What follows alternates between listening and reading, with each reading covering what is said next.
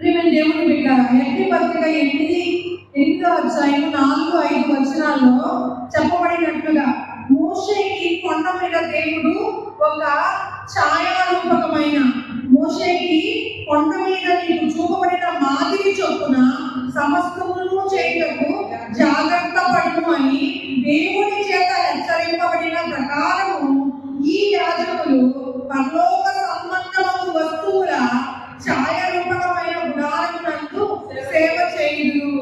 అంటే మోషేకి కొండ మీద ఒక ప్రత్యక్షపు గుడారం యొక్క నమూనా ప్లాన్ ని దేవుడు చెప్పాడు అనమాట. చెప్పినప్పుడు మీకు అదే ఫోటోలో చూపించాను ఆ వీడియోలో. ఏదైతే ఈ ప్రత్యక్ష గుడారం ఏదైతే ఉందో ఈ ప్రత్యక్ష గుడారం గురించిన ఛాయారూపకముగా మోషేకి చెప్పబడిందంట. ఈ ఛాయ ఏంటి? ఛాయ అంటే ఏంటంటే నీడ అని అర్థం. ఏదైనా వస్తువు యొక్క నీడ ఛాయ అంటారు అనమాట. ఈ ప్రత్యక్ష గుడారము యేసు ప్రభు వారికి ఛాయారూపకమై ఉన్నది. యేసు ప్రభు వారిని చూపిస్తూ ఉన్నది. ప్రియమైన దేవుని పెట్టారా, ఇక్కడ ఈ ప్రత్యక్ష గుడారములో కొన్ని వస్తువులను దేవుడు ఉంచడానికి చెప్పాడు. అందుకనే హెచ్చరింపబడిన వాడవై జాగ్రత్తగా నేను చెప్పిన మాదిరి ప్రకారం నువ్వు చెయ్యి.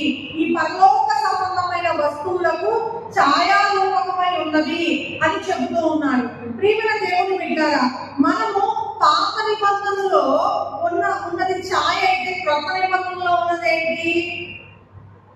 వస్తు రూపము. ఏంటి ఆ వస్తు రూపము? ఏంటి ఈ ప్రత్యక్ష గుడారము చూపిస్తుంది అంటే, ఈ ప్రత్యక్ష గుడారము యేసు ప్రభు వారిని చూపిస్తూ ఉంది. యేసు ప్రభు వారు ఒకప్పుడు యేసు ప్రభు వారిని మహిమగల దేవుడిగా, మహిమగల రాజుగా వారు ఎంతో గొప్పగా ఆయన నామాన్ని వాళ్ళు ఉచ్చరించినప్పుడు వాళ్ళు పరిశుద్ధంగా ఆ పేరు రాయాల్సి వచ్చిన ప్రతి చోట కూడా వాళ్ళు వెళ్ళి వాళ్ళు శుద్ధి చేసుకొని వచ్చి ఆ పేరు రాసేవారట.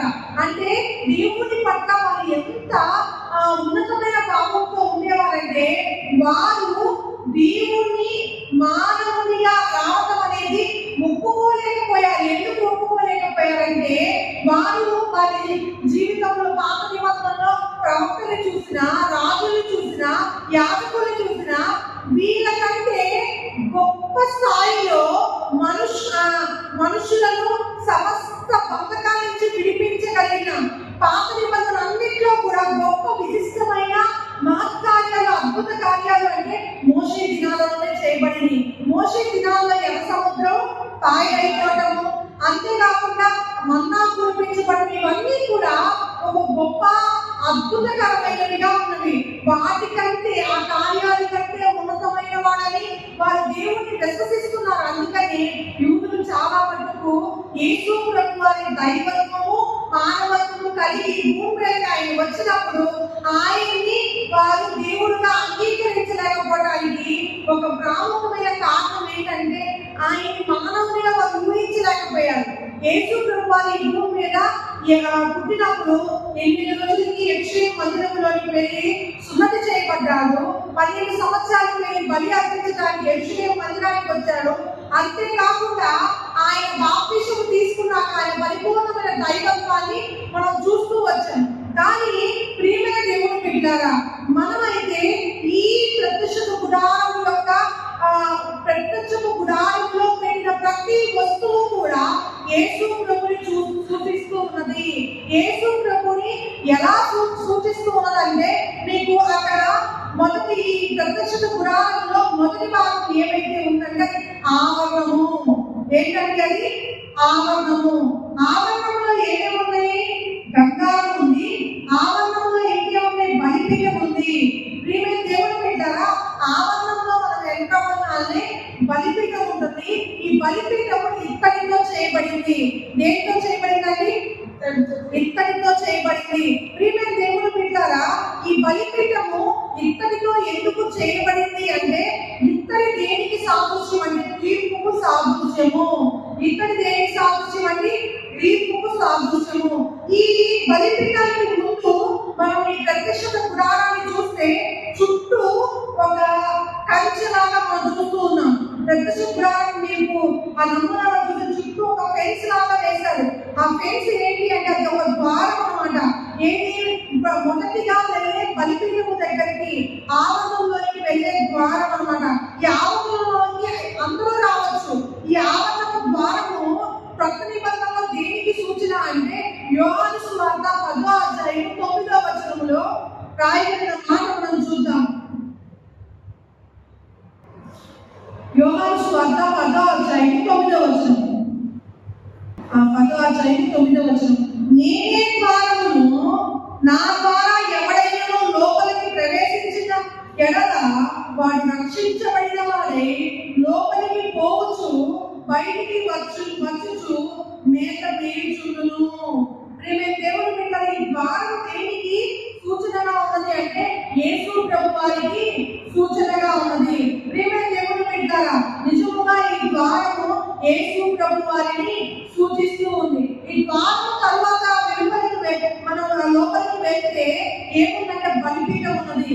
ఈ బలిపీఠము ఇత్తడితో తయారు చేయబడింది. అంతేకాకుండా ఈ బలిపీఠము దేనికి అక్కడ పెట్టారంటే గొర్రెల యొక్క మేకల యొక్క రక్తము చేత రక్తం అక్కడ చిందించబడటానికి ఆ బలిపీఠం మీద ఒక బలి అర్పించడానికి అక్కడ బలిపీఠం అనేది ఏర్పాటు చేయబడటం జరిగింది.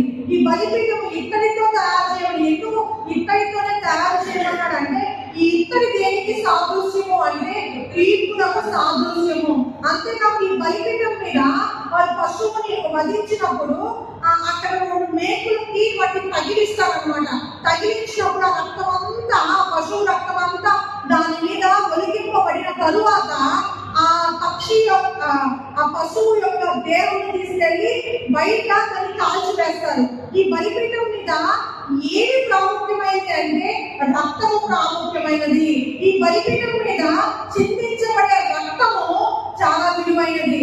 ఈ రక్తం మన కోసము ఆ మేకుల మీద, శిలువ ప్రాణం మీద ఆయన 2 మేకుల మీద వేలాడటానికి ఆయనే ఒక బలిగా, ఆయనే శాశ్వత కాలం మనుషులకు విమోచన రావటం కోసము ఆయనే బలిగా అర్పించుకున్నాడు. చూడండి ప్రేమ దేవుని బిడ్డలారా, ఆ శిలువలో 2 మేకులకు ఆ 2 మేకుల్లో ఆయన శరీరం వేలాడుతున్నప్పుడు ఒక పరలోకంలో ఉన్న తండ్రి ఇంకొక కుమారునికి శిక్ష వేయటం అనేది, అక్కడ శిక్షించడం అనేది, ఆ శిక్ష కూడా ఆయన వెళ్తున్నప్పుడు ఆ మేకుల గుండా చాలా మంది ఆ మేకులు తీసేసుకోలేడా, ఆ మేకులనే తీసేసుకోలేడు, వాడు మిమ్మల్ని కాపాడుతాడు అని అంటూ వచ్చాడు. ఆ మేకులతో ఎందుకు ఆయన అక్కడ వేలాడాల్సి వచ్చింది, ఎందుకు ఆయన చివరి రక్తం వరకు కాల్చాల్సి వచ్చింది అంటే ఆ మేకుల మీద, ఆ మేకులు ఆయన శరీరాన్ని ఆపలేదు కానీ ఆయనే ఆ మేకులకు వేలాడుతూ తన శరీరాన్ని అప్పగించుకున్నాడు. ఎందుకు అంటే ఆయన రక్తం అంతయు మన కోసము ఒలకబడాలి. అది బలిపీఠం మీద ఒక బలి అర్పణకు సాదృశ్యంగా ఉన్నది. అందుకోసమే ఆ 2 మేకులు ఆయన తీసేసుకొని రావడానికి పెద్ద సమయం పడుతుంది కానీ ఆయనే ఆ మేకులను పట్టుకొని రక్తం బొట్టు వరకు, చివరి రక్తం బొట్టు వరకు తన శరీరంలో ఉన్న రక్తం అంతయు ఒలికించాడు. ప్రియమైన దేవుని బిడ్డలారా, అక్కడ బలిపీఠం మీద రక్తము చిందించబడిన తరువాత గంగారము దగ్గరికి యాజకులు వస్తారు. ఆ యాజకులు ఆ గంగారము కూడా ఇక్కడితోనే చేయబడింది. ఆ యాజకులు చేతులతో అక్కడ శుభ్రము చేసుకున్నారనమాట. శుభ్రము చేసుకొని వారు మాత్రమే, అంటే ఎవరి కోసం బలియార్పణ అర్పించాల్సి వచ్చినా మొదటిగా వారి పక్షాన, యాజకుల పక్షాన వాళ్ళ దగ్గర బలి అర్పించాలి. తరువాత మాత్రమే పరిశుద్ధమైన స్థలములోనికి వారికి ప్రవేశము ఆ యాజకులకు మాత్రమే ఉంది. యాజకులు తప్పితే ఇంకెవరు ఆ స్థలంలోనికి వచ్చేవారు కాదు. అక్కడ పరిశుద్ధ స్థలంలో ఏమున్నాయి అంటే సమూహపు రొట్టెలు ఉన్నాయి, దీపస్తంభం ఉంది, అంతేకాదు ధూప వేదిక ఉంది. ఈ 3 అక్కడ ఉన్నాయి అన్నమాట. మీకు అక్కడ ఇచ్చిన ఫోటోలో ఉన్నాయి చూడండి, సమూహపు సన్నిధి రొట్టెల బల్ల, సమూహపు రొట్టెల బల్ల అని కూడా అంటారు. అంతేకాదు దీపస్తంభము ధూప వేదిక. ఇవి యేసు ప్రభువులో వేటికి సాదృశ్యంగా ఉన్నవంటే ఈ పరిశుద్ధ స్థలమును బంగారంతో చేశారనమాట. ఈ బంగారం దేనికి గుర్తు అంటే దైవత్వానికి గుర్తు. అంతేకాకుండా ఈ పరిశుద్ధ స్థలంకి అతి పరిశుద్ధ స్థలంకి మధ్యలో ఒక తెర లాంటిది ఏర్పాటు చేశారు. ఆ తెర మీద కెరూబుల బొమ్మలు అనేవి వేయబట్టం చిత్రపని చేయడం జరిగింది. ప్రియమైన దేవుని బిడ్డలారా, ఈ పరిశుద్ధ స్థలంలోనికి ఈ అతి పరిశుద్ధ స్థలంలో ఏముంది అంటే మందసం ఉంది. ప్రియమైన దేవుని బిడ్డలారా, ఈ రోజు పరిశుద్ధ స్థలంలోనికి ఈ సమూహపు రొట్టెలు అంటే ఏంటి, ఈ సమూహపు రొట్టెలు, ఈ దీపస్తంభం అంటే ఏంటి, ధూప వేదిక అంటే ఏంటి? ప్రియమైన దేవుని బిడ్డలారా, ఈ యొక్క పరిశుద్ధ స్థలములో చేయబడిన ఆ వస్తువులన్నీ బంగారంతో చేయబడినవి. ఈ బంగారం దేవుని యొక్క దైవత్వానికి గుర్తు. అంతేకాదు ప్రియమైన దేవుని బిడ్డలారా, ఈ సమూహపు రొట్టెలు 12 సమూహపు రొట్టెలు అక్కడ ఉండటం మనం చూస్తాం. ఈ 12 సమూహపు రొట్టెలు 12 గోత్రముల వారికి చెందినవి. ప్రియమైన దేవుని బిడ్డలారా, ఈ 12 రొట్టెలు కూడా దేనికి సాదృశ్యం అంటే యోహాను సువార్త 6వ అధ్యాయం 32-35. కాబట్టి యేసులో పరలోకము నుండి వచ్చు ఆహారము మోషేకి ఇయ్యలేదు, నా తండ్రియే పరలోకము నుండి వచ్చి నిజమైన ఆహారము మీకు అనుగ్రహించున్నాడు. పరలోకము నుండి దిగి వచ్చి లోకమునకు జీవమిచ్చినది దేవుడు అనుగ్రహించు ఆహారమై ఉన్నది. పరలోకం నుండి దిగి వచ్చి 34 అందరం చదువుకున్నాం. కావున వారు ప్రభువా, ఈ ఆహారం ఎల్లప్పుడూ మాకు అనుగ్రహించమనిది. ఏ ఆహారం అనుగ్రహించమన్నారు? పరలోకం నుండి దిగి వచ్చి లోకమునకు జీవమునిచ్చినది దేవుడు అనుగ్రహించు ఆహారమై ఉన్నది. మీతో నిశ్చయముగా చెప్పుచున్నాను, ఆహారం ఎవరంట? అందుకు యేసు వారితో ఇట్లనెను, జీవాహారము నేనే, నా యొద్దకు వచ్చేవాడు ఏ మాత్రము ఆకలి కొనడు, నా యందు చదవండమ్మా, నా యందు విశ్వాసం ఉంచువాడు దేవునికి మహిమ కలుగుగాక. హల్లెలూయా, హల్లెలూయా. ప్రియమైన దేవుని బిడ్డలారా, ఈ సమూహపు రొట్టెలు దేనికి సాదృశ్యమై ఉన్నవి అంటే సమూహపు రొట్టెలు దేవుని యొక్క దేహమునకు. అందుకని నేనే ఈ ఆహారము, నేనే మోషేకి ఇచ్చిన ఆహారము కాదు, పరలోకమునందున్న తండ్రి ద్వారా నీకు ఇవ్వబడిన ఆహారం ఎవరో కాదు, అది నేనే జీవాహారం అని ఆయన అన్నాడు. ప్రియమైన దేవుని బిడ్డలారా, అందుకని యూదులు ఎవరితోనైనా సహవాసం చేయడానికి వారు మొదటిగా ఏమి ఇస్తారంటే ఒక రొట్టె ముక్కను ఇస్తారు. ఎందుకంటే ఆ రొట్టె ముక్క దేనికి గుర్తు అంటే ఒకరితో సహవాసానికి గుర్తు. పరిశుద్ధ స్థలం దేనికి గుర్తుగా ఉందంటే సహవాసానికి గుర్తుగా ఉన్నది.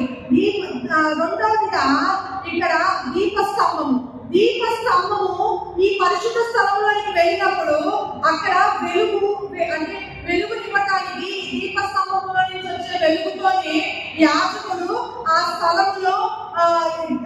స్థలంలోనికి వెళ్ళాలి. ఆ దీపస్తంభంలో నుంచి ఆ రొట్టెలను తినాలన్నమాట. కానీ అక్కడ ఆ వెలుగు ఇవ్వటానికి ఆ దీపస్తంభంలో నుంచి వచ్చిన వెలుగులోనే వాళ్ళు అక్కడ సంచరించిన ఈ వెలుగు దేనికి సాదృశ్యం అంటే యేసు ప్రభువు అన్నారు, నేనే లోకానికి వెలుగై ఉన్నాను. ఈ లోకమునకు వెలుగుగా ఆయన వచ్చాడు. ప్రియమైన దేవుని బిడ్డలారా, ఆయన ఏదైతే ఆయన దేహాన్ని ఆహారముగా ఇవ్వబడిందో అలాగే ప్రియమైన దేవుని బిడ్డలారా, అక్కడికి వెళ్ళినప్పుడు ఆ దీపస్తంభములో ఆ రొట్టె తింటున్నప్పుడు వాళ్ళకి ఏమి వస్తుందంటే ఆ వెలుగింపుతో దేవుని జ్ఞానం ప్రత్యక్షత వస్తుంది. బైబిల్ కొత్త నిబంధనలో ఇది ఎక్కడ రాయబడిందంటే ఎంఐ మార్గం గుండా యేసు ప్రభుతో ఇద్దరు శిష్యులు వెళ్ళినప్పుడు వారితో పాటు బల్ల విరుస్తాడు. ఆయన రొట్టె విరిచి వారికి ఇచ్చినప్పుడు వారి కన్నులు తెరవబడ్డం మనం చూస్తూ ఉన్నాం. ప్రియమైన దేవుని బిడ్డలారా, ఈ లోకానికి వెలుగుగా వచ్చిన యేసయ్య ఆ వెలుగులో నీవు దేవుని ప్రత్యక్షతను చూడగలగాలి. దేవుని ప్రత్యక్షతను చూసినప్పుడు వాక్యము ప్రత్యక్షత నీకు అర్థమవుతుంది. ఉదాహరణకి అంటే లూకాసు వార్త 1:8 చదువుతుంది. జకరియా తన తరగతి క్రమము చొప్పున దేవుని ఎదుట యాజక ధర్మము జరిగించుచుండగా యాజక మర్యాద చొప్పున ప్రభు ఆలయములోనికి వెళ్ళి ధూపము వేయటకు అతని వంతు వచ్చెను. ధూప సమయమందు ప్రజల సమూహమంతయు వెలుపల ప్రార్థన చేయుచుండగా చాలు.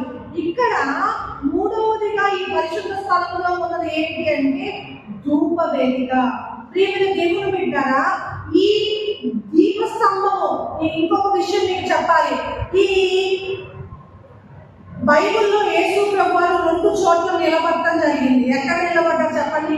ఒకటి స్టెఫెను రాకు కొడుతున్నప్పుడు తండ్రి కుడిపార్శ్వం ఉన్న మనుష్య కుమారుడు లేచి నిలుచుండట నేను చూస్తున్నాను అని చెప్పబడటం జరిగింది. రెండవది ప్రకటన గ్రంథంలో 7 సంఘములు 7 దీపములు 7 దీపస్తంభముల మధ్య సంచరించువాడు అని యేసు ప్రభు గురించి చెప్పబడింది. ప్రియమైన దేవుడు బిడ్డారా, ఎందుకు ఈ దీపస్తంభము, ఈ ధూప వేదిక ఎంత ప్రాముఖ్యమైనది అంటే ఈ ధూప వేదిక దగ్గర యాజకులు చూడండి, బయట వెలుగులు ఉంటే ఎంతో మంది ప్రార్థన చేయగలరు, కానీ యాజకులు మాత్రమే ఆ పరిశుద్ధ స్థలంలోకి వెళ్ళేవారై ఉన్నారు. ఈ యాజకులు వెళ్ళినప్పుడు అక్కడ ధూపము వేసేవారై ఉన్నారు. ధూపము దేని గుర్తు అంటే ఆరాధన గుర్తు. ప్రియమైన దేవుడు పెట్టారా, ఇక్కడ జకరియా తన జీవితంలో పిల్లలు లేరు, తనకి పిల్లలు లేరు. ఆ సమయంలో పాత నిబంధనలో పిల్లలు లేని వారిని చాలా శాపగ్రస్తులుగా చూసేవారు. అంతేకాదు ప్రియమైన దేవుడు పెట్టారా, వాళ్ళు ఎంతో అంటే ఆ సమాజంలో ఎంతో అవమానించబడుతూ ఉండే స్థితి అన్నమాట. అయినా కూడా ఆయన ప్రార్థన చేయడము ఎన్నడూ మానలేదు. అంతేకాకుండా యాజక ధర్మము చొప్పున, అందుకే మిమ్మల్ని చదివించాము, యాజక ధర్మము చొప్పున ఆయన మందిరంలోకి వెళ్ళి యాజక ధర్మము చేస్తూ ఉన్నాడంట. అంటే ఆయన ఉన్న సమస్యని బట్టి కాదు, కానీ దేవుడు ఏమై ఉన్నాడో గ్రహించి ఆరాధించువాడై ఉన్నాడు జకరియా. అంతేకాదు ప్రియమైన దేవుని వింటారా, తన జీవితంలో ఏది సరిగా లేకపోయినా, తన యొక్క ప్రార్థనకి జవాబు రాకపోయినా ఆయన వెళ్ళి ఏం చేస్తున్నాడు, తన వంతు వచ్చినప్పుడు యాజక ధర్మము ఆయన హృదయపూర్వకంగా చేస్తూ ఉన్నాడు.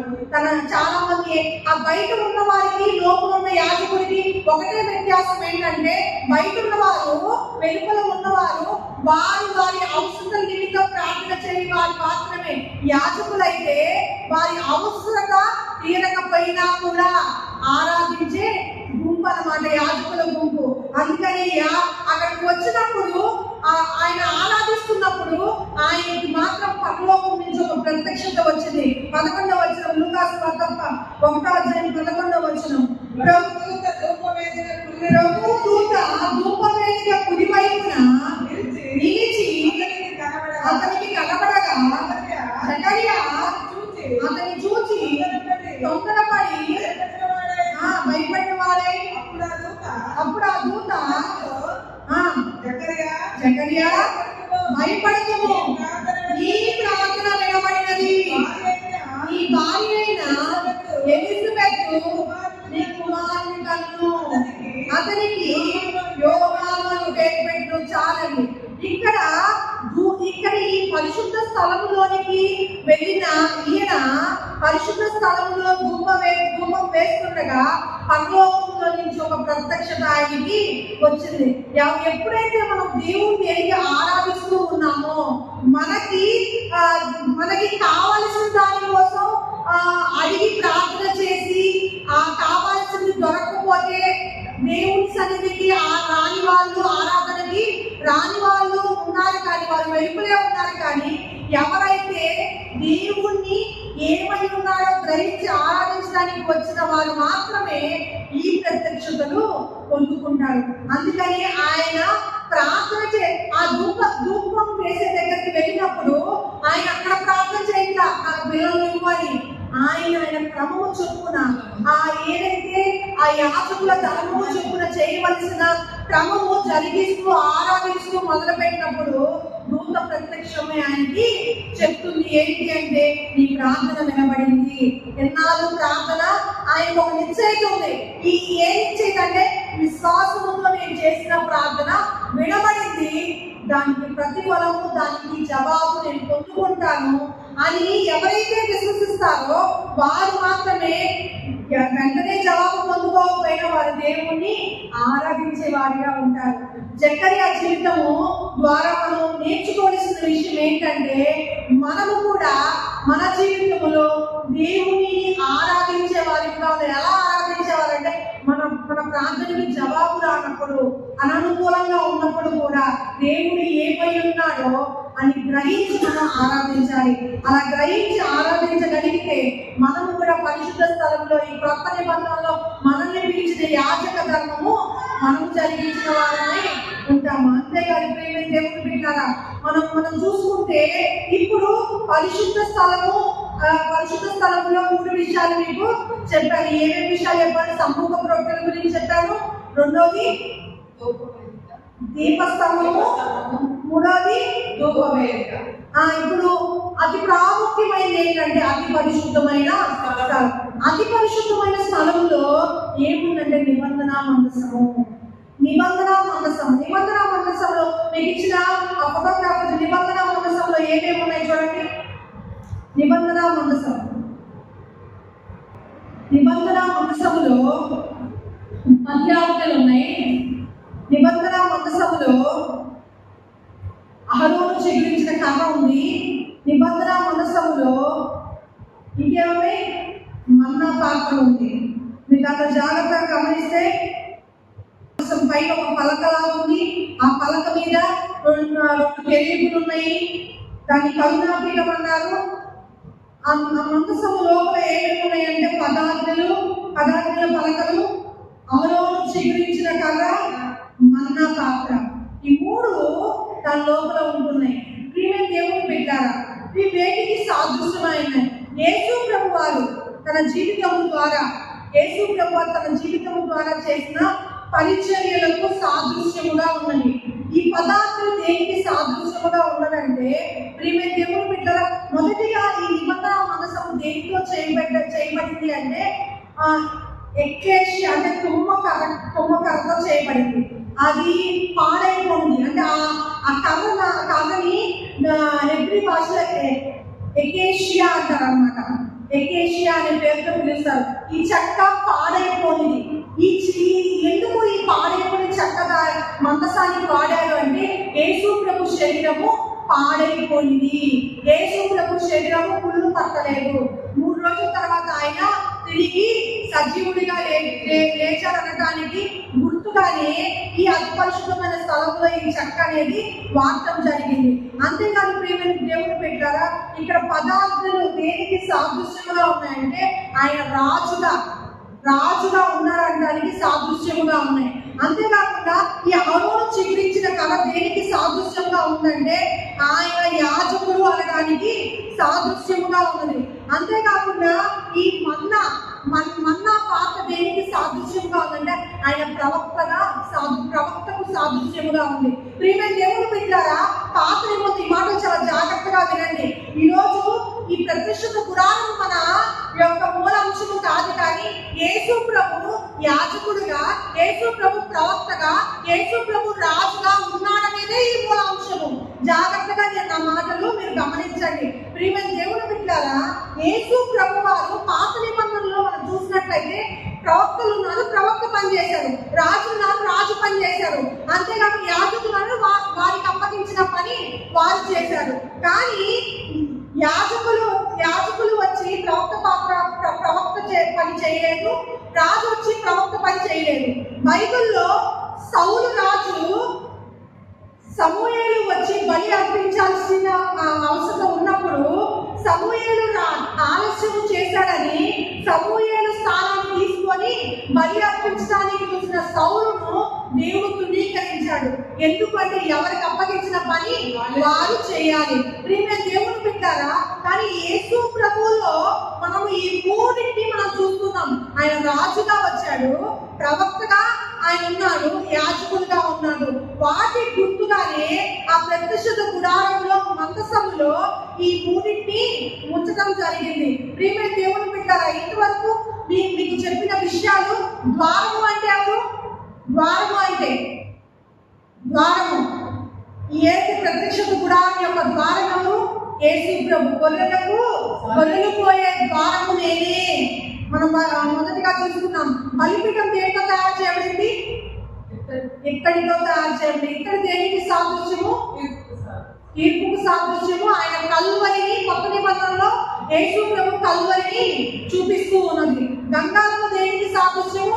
ఇంకొక ప్రాముఖ్యమైన విషయం ఏంటంటే, బలిపీఠం ఆయన కల్వరికి సాదృశ్యము. యేసు ప్రభు చేసిన త్యాగాన్ని, యేసు ప్రభు మన కోసం చేసిన ఆ పనిని అంగీకరించిన వారి హృదయంలో ఏం జరిగిందంటే రక్షణ కార్యం జరిగింది. మొదటిగా ప్రతి ఒక్కరు వాక్యము చేత బాప్తిసం తీసుకోబడతారు. రెండోదిగా గంగాధంలో చేతులు కట్టుకోవడం అనే దేనికి సాదృశ్యం అంటే నీటి బాప్తిసానికి సాదృశ్యము. ప్రియమైన దేవుని బిడ్డలారా, మరి ఆ పరిశుద్ధమైన స్థలములో సమూహపు రొట్టెలు యేసు ప్రభు యొక్క శరీరానికి సాదృశ్యము. ఆయన దీపావళులు దేనికి సాదృశ్యం అంటే ఆయన నిత్యమైన వెలుగుకు సాదృశ్యము. ధూపం దేనికి సాదృశ్యం అంటే ఆరాధనకు సాదృశ్యము. ప్రియమైన దేవుని బిడ్డలారా, యేసు ప్రభు యొక్క 3 పరిచర్యలకు, 3 అభిషేకానికి గుర్తుగా అతి పరిశుద్ధమైన స్థలంలో ఉన్న మందసములో ఉన్న రొట్టె కానీ, పదార్థాలు కానీ, ఇంకా 10 ఆజ్ఞలు, అహరోను చిగురించిన కర్ర, మన్నా గల పాత్ర, ఈ 3 కూడా ఈ అతి పరిశుద్ధమైన స్థలంలో ఉంచబడి దేనికి సాదృశ్యం అంటే యాజకుడైన క్రీస్తుకు సాదృశ్యమై ఉన్నది.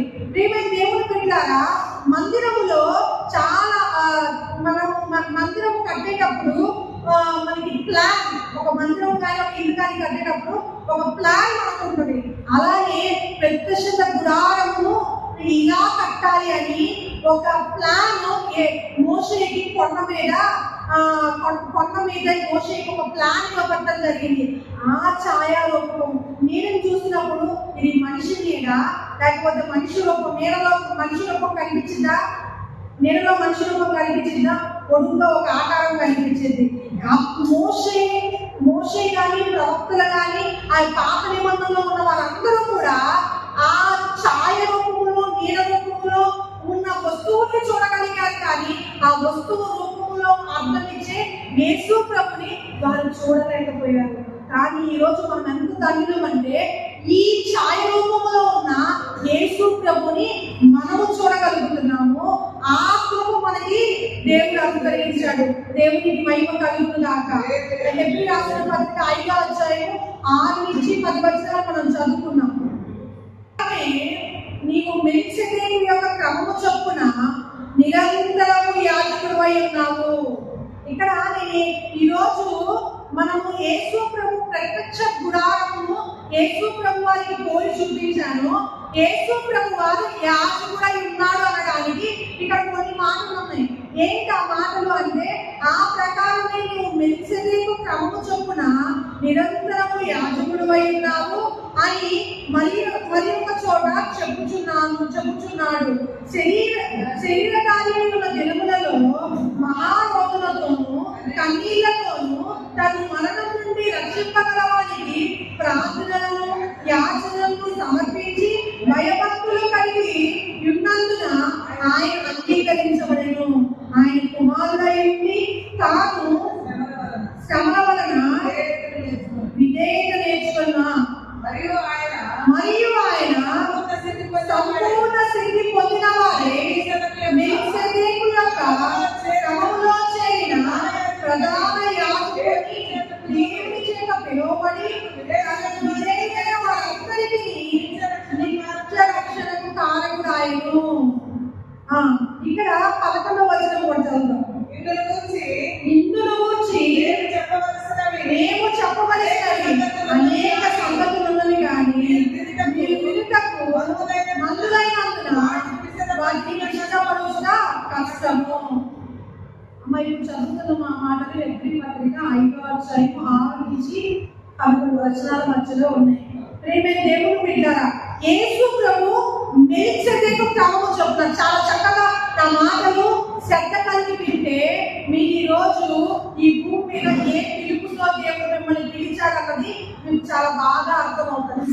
ప్రియమైన దేవుని బిడ్డలారా, ఇక్కడ చెప్పాల్సిన సంగతులు చాలా ఉన్నాయి, కానీ వినుటకు అయినారు కాబట్టి నేను చెప్పుటకు చాలా ఉన్నా కొంచెమే చెబుతున్నాను అంటున్నాను. ప్రియమైన దేవుని బిడ్డలారా, ఇక్కడ ఏమి చెప్పాలనుకున్నారంటే అపోస్తలుడైన పౌలు మెల్కీసెదెకు క్రమం గురించి చెప్పాలనుకుంటున్నాడు. మెల్కీసెదెకు క్రమం గురించి బైబిల్లో ఎక్కడ రాయబడిందంటే మొదటిగా ఆదికాండము 14:18. మీరు చదవాల్సిన అవసరం లేదు, నా వైపు చూసి మీరు శ్రద్ధగా నా మాటలు వింటే చాలు. రెఫరెన్స్ రాసుకోండి. మెల్కీసెదెకు అనేది మూలము ఎక్కడ ఉంది, ఎక్కడ రాయబడింది మాట అంటే ఆదికాండము 14వ అధ్యాయం 18వ వచనం. మెల్కీసెదెకు అనే వ్యక్తి అబ్రహాము దగ్గరికి వస్తాడు. అబ్రహాము దగ్గర ఒక పక్కన 6 రాజులు, ఒక పక్కన 4 రాజులు కలిసి యుద్ధం చేసుకుంటున్నప్పుడు ఆ యుద్ధంలో గెలిచిన తరువాత ఆయన దగ్గరికి మెల్కీసెదెకు వస్తాడు. ఆ మెల్కీసెదెకు ఇంకొక పేరు ఉంది, షాలేము రాజు అనే పేరు ఉంది. ప్రియమైన దేవుని బిడ్డలారా, మెల్కీసెదెకు అనే ఏ పదము నుంచి వచ్చిందంటే నీతికి రాజు అని, యాజకుడై ఉన్నాడు అని. ఏంటంటే నీతికి రాజు, యాజకుడై ఉన్నాడు. ఈ 2 పదాల నుంచి వచ్చిన పదమే మెల్కీసెదెకు. ఈ మెల్కీసెదెకు అనే క్రమము యేసు ప్రభు వారిలో నెరవేరింది. ఆ యేసు ప్రభు వారిలో నెరవేరిన దాన్ని బట్టి అపోస్తలుడైన పౌలు అంటాడు, నిరంతరం ఈ మెల్కీసెదెకు క్రమములో మనకు ఒక యాజకుడు ఉన్నాడు. అందుకనే యాజకుడిగా పిలువబడటానికి యేసు ప్రభు లేవి గోత్రంలో పుట్టలేదు. కానీ రాజు అని పిలువబడటానికి యేసు ప్రభు యూదా గోత్రంలో పుట్టాడు. కానీ యూదా గోత్రంలో, అందుకని మీకు చెప్పాను, మందసములో 3 విషయాలు ఉన్నాయి. ఏంటి అంటే పదార్థులు దేనికి సాదృశ్యం? రాజు అభిషేకానికి గుర్తు. అంతేకాకుండా ఇంకేమి ఆరోజు చికిరించిన కాదు, యాజకత్వానికి, యాజకుని యొక్క పిలుపుకు, అభిషేకానికి సాదృశ్యం. మూడవది మన్నాగల పాత్ర, దేవుని వాక్యానికి, ప్రవక్తకు సాదృశ్యం. ప్రియమైన దేవుని బిడ్డలారా, యేసు ప్రభు వారు ఈ భూమి మీద ఆయన రాజుల వంశములో మన రాజులు ఎందుకు పిలిచారంటే ఆయన రాజుగా పుట్టాడు. ఆయన ఏదైతే యూదా గోత్రం నుంచి వచ్చాడో ఆ యూదా గోత్రంలో యూదా గోత్రపు సింహము అని పిలువబడ్డాడు. అంతేకాదు ప్రియమైన దేవుని బిడ్డలారా, ఈ మెల్కీసెదెకు క్రమములో ఈయన యేసు ప్రభు వారి జీవితంలో 3 పరిచర్యలను ఆయన నెరవేర్చాడు. ప్రవక్త పరిచర్య, రాజు పరిచర్య, యాజకత్వం పరిచర్య. ఇప్పుడు యూదా గోత్రము ద్వారా, యూదా వంశంలో రావడం ద్వారా రాజుగా ఆయన ఉన్నాడు. మెల్కీసెదెకు క్రమంలో రావడం ద్వారా నీతికి రాజు అంటే రాజు ప్లస్ యాజకుడు. ఇక్కడ యాజక ధర్మము చేయడానికి ఆయన అభిషేకించబడ్డాడు. ప్రకటన గ్రంథము 1వ అధ్యాయం 6వ వచనం. మనలను ప్రేమించుచు తన రక్తము వలన మన పాపముల నుండి మనల్ని విడిపించు వారికి మహిమయు ప్రభావములు యుగయుగములకు కలుగునుగాక. ఆమేన్. ఆయన మనలను తండ్రి యొక్క దేవునికి ఒక రాజ్యముగాను యాజకులుగాను చేసెను. ఎలా చేశాడంట? ఆయన ఒక రాజ్యముగాను యాజకులుగా చేశాడంట. ఈయన చేశాడు అంటే ఏమై ఉన్నాడు? రాజు అయి ఉన్నాడు, యాజకుడై ఉన్నాడు. అందుకనే మనల్ని ఏమని పిలిచాడంటే మీరు రాజులైన యాజక సమూహము అని పిలిచాడు. ప్రియమైన దేవుని బిడ్డలారా, ఇక్కడ రాజు అభిషేకము, యాజక సమూహం యొక్క అభిషేకం ఎలా పనిచేస్తుందంటే మన వ్యక్తిగత జీవితంలో మనము రాజులుగా పిలువబడ్డాము. అదే సంఘముగా మనం ఎలా పిలువబడ్డామంటే యాజకులుగా మనం పిలువబడ్డాము. కానీ ఈ రాజు అభిషేకం, మూడవదిగా ప్రవక్త అభిషేకము. దేవుని వాక్యము నీవు నోటితో మాట్లాడితే ఏంటమ్మా? దేవుని వాక్యము నీ నోటితో నువ్వు ఈ వాక్యమే ప్రవచన వాక్యము. ఈ ప్రవచన వాక్యము దేవుని వాక్కు ద్వారా ప్రపంచాన్ని ఎలాగైతే కలుగు చేయబడినవో ఇదే వాక్కు నువ్వు విశ్వసించి నీ నోటితో పలికితే నీవు ప్రవక్తవి, నీ జీవితానికి నువ్వు ప్రవక్తవి, నీ జీవితాన్ని నువ్వు ప్రవచించుకోవచ్చు. దేవుని వాక్యం ద్వారా కట్టుకోవచ్చు, ఇతరులను కూడా నువ్వు కట్టచ్చు. ఈ 3 పరిచర్యలు యేసు ప్రభు వారి జీవితంలో ఉన్నాయి. యేసు ప్రభు వారు కూడా మనల్ని ఇలాగే ఉండటానికి పిలిచాడు. రాజుకు ఒక అధికారం ఉంది. ఎందుకు ఈ వర్తమానం చెబుతున్నా పాస్టర్ గారు పరలోక రాజ్యం కంటిన్యూ చేయించాలంటే, ఎందుకు మన పరలోక రాజ్యపు అధికారంలో నడవాలి, పరలోక రాజ్యపు ఆధిపత్యంలో నడవాలి, పరలోక రాజ్యపు పిలుపులు ప్రత్యక్షతలో నడవాలి అంటే ఈ 3 ఎక్కడ ఉన్నాయంటే ఈ 3 వీటిల్లో ఉన్నాయి. వేటిలో ఉన్నాయంటే రాజుగా పిలిచిన దాంట్లో, ప్రవక్తగా పిలిచిన దాంట్లో, యాజకుడిగా పిలిచిన దాంట్లో. ఈ 3 ఎవరి జీవితంలో అయితే అందరూ ఈ 3 కలిగి ఉండటానికి దేవుడు పిలిచాడు. ఇదే మన పిలుపు అయి ఉన్నది. ప్రియమైన దేవుడు పిల్లగా రాజుకి అధికారం ఉంటది. రాజుకి ఏముంది? అధికారం ఉంటది. ఈరోజు నీ అధికారం దేనిలో ఉంది? నీ మాటల్లో ఉంది. నీ మాటల్లో దేవుడు ఒక శక్తిని పెట్టాడు. నీవు నీ నోట్లో ఉన్న మాటలు ఎలా పడితే అలా మాట్లాడటానికి వీల్లేదు. నీ నోట్లో ఉన్న మాటలు ఎలా పడితే అలా మాట్లాడటానికి వీల్లేదు.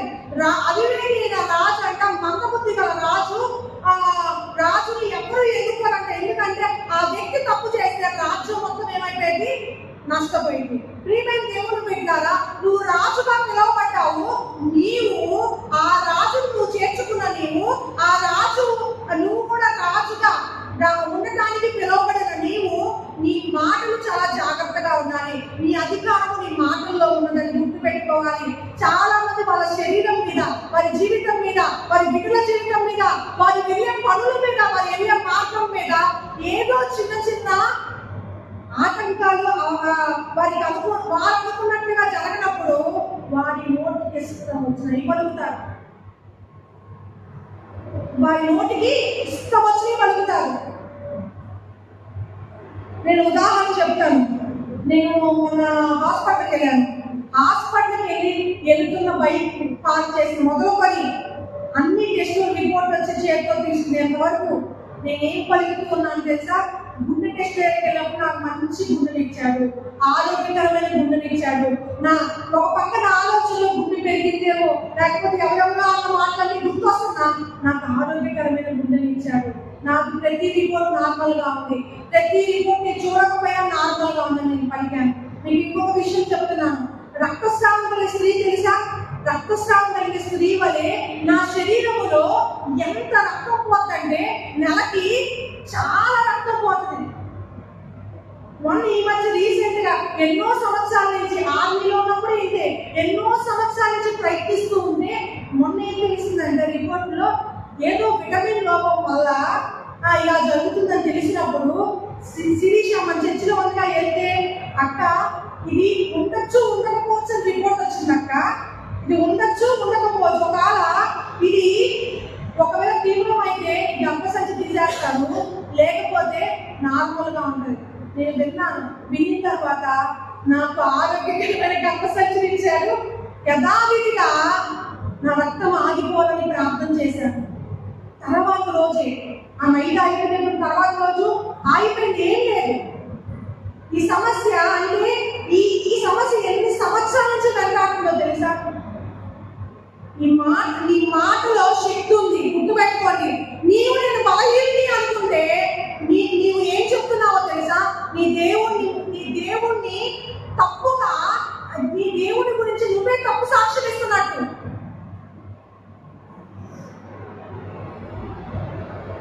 హాస్పిటల్లో డాక్టర్స్ ఆపరేషన్ చేసేటప్పుడు ఆ పేషెంట్కి ఏం చెప్తారు తెలుసా? అబ్బా అని మాట్లాడే వాళ్ళు చాలా నిదానంగా నిమ్మలంగా ఏం లేదు అని ఏదో మాట్లాడుతూ, అంటే పెద్ద సమస్యలు కూడా ఏమీ లేనట్టుగా వాళ్ళు అక్కడ ట్రీట్మెంట్ చేస్తూ ఉంటారు. కాబట్టి అక్కడ పనుకున్న వ్యక్తి భయాందోళనకి ఆందోళనకి గురి కాకుండా చక్కగా శస్త్రచికిత్స పరిపూర్ణంగా అయిపోగొట్టు బయటికి క్షేమంగా వస్తాడు. ప్రియమైన వాళ్ళకి తెలిసే చేస్తాడు. మళ్ళీ అర్థమవుతుందండి. వారి శరీరం మీద ఏదైనా పెడుతున్నప్పుడు వాళ్ళు భయం చెందుతారని ముందే వాళ్ళకి ఏం చెప్తారంటే, మా లోపల నీ మేలు కొరకు చేస్తున్న ట్రీట్మెంట్ ఇది, దీనివల్ల నీకు క్షేమం జరిగింది, నువ్వు నిమ్మలంగా ప్రశాంతంగా నిద్రపోచాలి. ప్రశాంతం ఉండి చాలు అని చెప్తారనమాట. కానీ ప్రిపరేషన్ అంటారు, చెప్పి ఆ లోపలికి తీసుకొని వెళ్తారు. ప్రియమైన దేవుని పెట్టారా, ఈ మాట ఎందుకు చెప్తారంటే నీ నోటి మాటల్లో నీకు ఒక అధికారం ఉంది. నువ్వు రాజులాగా ప్రవర్తించడం మనం నేర్చుకోవాలి. రాజులాగా ప్రవర్తించడం నేర్చుకోకపోతే ఒక్క వ్యక్తి వల్ల మొత్తం పాలింది. నీ యొక్క ఉద్యోగము అనుకూలమైనదిగా మార్చబడాలన్నా నీవు వెళ్ళిన మార్గంలో ఆటంకాలు, ఎందుకంటే స్టార్ట్ అయ్యాను కొంతసేపటి వరకు ఆటంకాలు మళ్ళీ అక్కడే ఆత్మ ప్రార్థన చేసుకున్నాను, మళ్ళీ మార్గం సరళం చేయమని. నీవు ఏమి పలుకుతున్నావు? ఆటంకాలు తొలగిపోవాలని పలుకుతున్నావా? రోగము తొలగిపోవాలని పలుకుతున్నావా? నీ మాటలో శక్తి ఉంది. అంతేకాకుండా ప్రియమైన దేవుని పెట్టారా, రాజుకు ఒక నిశ్చయిత ఉంటుంది. ఏం నిశ్చయిత తెలుసా? నాకు మాట ఇచ్చిన వాడు నేను ఎవరి యొక్క విశ్వాసం ఉంచానో ఆ విశ్వాసము నన్ను అన్నడు సిగ్గుపరచగానే నిశ్చయిత ఉంటుంది. అందుకని ఆ మాటలో అధికారం ఉంటుంది. అంటే నీ మాటలో ఉండే అధికారం దేనికి మూలమయ్యా అంటే నీవు విశ్వసించిన ఆ దేవుని బట్టి. షడ్రక్ మిషక్ అబేద్నెగోలు వారు రాజ్యం మొత్తం ఒకవైపు నుంచి ఏం పలుకుతున్నారు? మా దేవుడు రక్షించకపోయినా మేము మా దేవుడు చెప్పినట్టు విగ్రహాలకైతే మొత్తం ఏమైనా కానీ. ఎందుకు దేవుణ్ణి అగ్నిగుండంలో నడిపించింది అంటే వారు ఏదైతే విశ్వాసముతో నిశ్చయిత కలిగి నిలబడ్డారో దాన్ని బట్టి అక్కడ అగ్నిలోనికి దేవుని దూత వచ్చిందనమాట. ప్రేమిని దేవుని బిడ్డలారా, నీకు రాజుగా ఉండే అభిషేకం దేవుడు ఇచ్చాడు. గుర్తుపెట్టుకోవాలి, రాజులాగా ప్రవర్తించాలి, రాజులాగా మాట్లాడాలి. మందముగా ఉంటే నీ మందస్థితిని బట్టి నీవు నీ యొక్క కలిగిన వాటిని నీకున్న వాటిని పోగొట్టుకుంటావు. ప్రేమ దేవుని బిడ్డలారా, బైబిల్లో మంచి రాజుగా అంటే జ్ఞానం కలిగిన రాజుగా కొన్ని పేరు పొందిన సొలొమోను గురించి మాట్లాడుతూ యేసు ప్రభువు ఒక మాట అంటారు, సొలొమోను కంటే గొప్పవాడు ఇక్కడ ఉన్నాడు. సొలొమోను అంత జ్ఞానవంతుడు పుట్టలేదు కదా, పుట్టబోడు అనద్దు. నువ్వు నేను సొలొమోను కంటే గొప్ప జ్ఞానం కలిగిన వారు. ఎందుకంటే సొలొమోను కంటే గొప్ప జ్ఞాని అని యేసు ప్రభువు నీతో నాతో ఉన్నాడు. నువ్వు జ్ఞానం అడిగితే ఆయన ఇస్తాడు. ఆయన జ్ఞానపు మాటలు పలకటానికి నీ జీవమరణాలు నాలుక వశమై ఉన్నది కాబట్టి నీవు జీవం పలుకుతావా? నువ్వు ఎంపిక చేసుకొని నువ్వు జాగ్రత్తగా నీ మాటల అధికారంతో పలకాలి. అంతేకాకుండా ప్రకటన గ్రంథం 5వ అధ్యాయం 12వ వచనం. వెరీ గుడ్, అప్పుడు చదవండి. వారు వధించబడిన అందరూ చదవండి ఈ మాట. వారు వధింపబడిన గొర్రె పిల్ల శక్తియు ఐశ్వర్యమును జ్ఞానమును బలమును ఘనతయు మహిమయు స్తోత్రమును పొందనాయుడని గొప్ప స్వరముతో చెప్పుచున్నది. ఈ మాట నువ్వు పరలోకంలోకి వెళ్ళినాక చెప్పాలి అంటే ఇక్కడ అనుభవించాలన్నమాట. ఏ మాట? వధించబడిన గొర్రె పిల్ల, నీ కోసం వధించబడిన యేసు ప్రభువు గొర్రె పిల్ల గురించి నువ్వు తెలిసి ఉండాలి. ఎందుకు ఇంతగా ప్రతి ఒక్క మాటకి వివరణ వస్తుందంటే అది ఈ జ్ఞానం మనకు ఉండాలి. రెండోది శక్తి, ఐశ్వర్యము, జ్ఞానము, బలము, ఘనత, మహిమ, ఇవన్నీ మనకు ఎరిగి ఉండాలి. ఈ భూమి మీదనే నీవు రాజుగా ప్రవక్తగా నిన్ను యాజకుడిగా పిలిచింది. ఎందుకంటే అది నీ పిలుపు. రాజుగా ఉండడానికి పిలిచాడు, యాజకుడుగా ఉండడానికి పిలిచాడు, అంతేకాకుండా ప్రవక్తగా ఉండడానికి. ఇది నీ పిలుపు. ఈ పిలుపులో నువ్వు ఎప్పుడు సభ్యంగా నడవగలుగుతావు అంటే దేవుని శక్తి తెలుసుకున్నప్పుడు, దేవుని యొక్క ఐశ్వర్యం తెలుసుకున్నప్పుడు, జ్ఞానము తెలుసుకున్నప్పుడు, బలము తెలుసుకున్నప్పుడు, ఘనత తెలుసుకున్నప్పుడు, ఆయన మహిమ తెలుసుకున్నప్పుడు. ఆయన మహిమ గురించి, బలము గురించి, జ్ఞానం గురించి, శక్తి గురించి, ఐశ్వర్యం గురించి అన్ని సంఘంలో నీకు చెప్పబడి ఉన్నాయి. మేము దేవుని బిడ్డలారా, ఇవి తెలుసుకున్నప్పుడు మాత్రమే నీవు ఈ పిలుపులో చక్కగా నడవగలుగుతావు.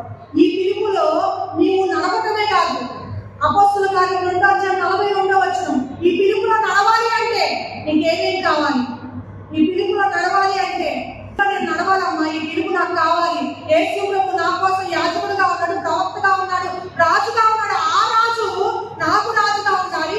ఆ రాజు అభిషేకంలో నేను నడవాలి, ఆ ప్రవక్త అభిషేకంలో నేను నడవాలి అంటే మీరు అపోస్తుల కార్యం 2:42 వచనం, మీరు అపోస్తుల బోధయందును సహవాసమందును రొట్టె విరుచుటయందును ప్రార్థన చేయటయందును ఎడతెగమై ఉండిరి. ఇక్కడ అపోస్తుల బోధనలోను సహవాసములోను రొట్టె విరుచుటలోను ఉండే వారు మాత్రమే ఈ యొక్క విలువను కలిగి నడుచుకుంటారండి, ఈ పిలుపులో నడుచుకుంటారంట. అంతేకాకుండా అపోస్తుల కార్యం 6:4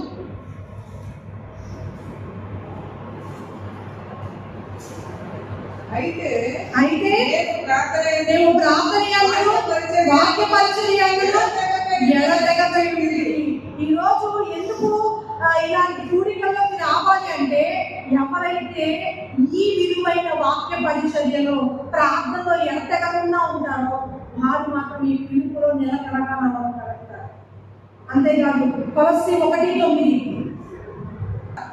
చేత ఈ సంగతులు వినిన నాటి నుండి మేము మీ నిమిత్తం ప్రార్థన చేయక మానక మీరు సంపూర్ణ జ్ఞానమును ఆత్మ సంబంధమైన వివేకము గలవారు ఆయన చిత్తమును పూర్ణముగా గ్రహించువారునై ప్రతి సత్కార్యములో సఫలమగుచు దేవుని విషయమై జ్ఞానమందు అభివృద్ధి పొందుచు అన్ని విషయంలో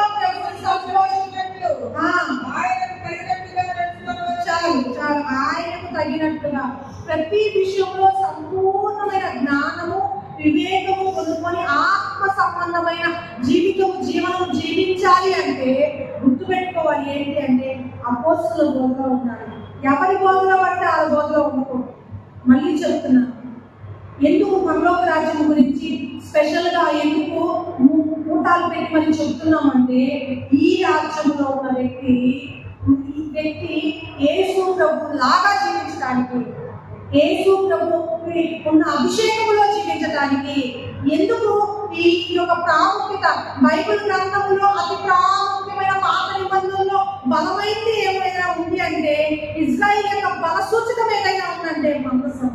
అందుకే ఆ మందసం గురించి ప్రత్యక్ష గుడారం నుంచి తీసుకొచ్చి యేసు ప్రభు యాజకుడుగా ఉన్నాడని, ప్రవక్తగా ఉన్నాడని, ఆయన రాజుగా ఉన్నాడని ఎందుకు దేవుడు మీతో మాట్లాడుతున్నాడంటే ఈ పిలుపులో మీరు నడుస్తున్నారా లేదా, ఈ పిలుపులో నడవడానికి జ్ఞానము వివేచన కొరకు ప్రతి ఆత్మ సంబంధమైన ఈవులు పొందుకొని ప్రతి సత్కార్యము చేయాలంటే ప్రభు హృదయాన్ని పెట్టకు తగిన ప్రవర్తన మీరు కలిగి ఉండాలంటే ఈ బోధలో ఉండాలి, ప్రార్థనలో ఉండాలి, సహవాసంలో ఉండాలి, ఎడతెగకుండా వీర్యంలో ఉండాలి.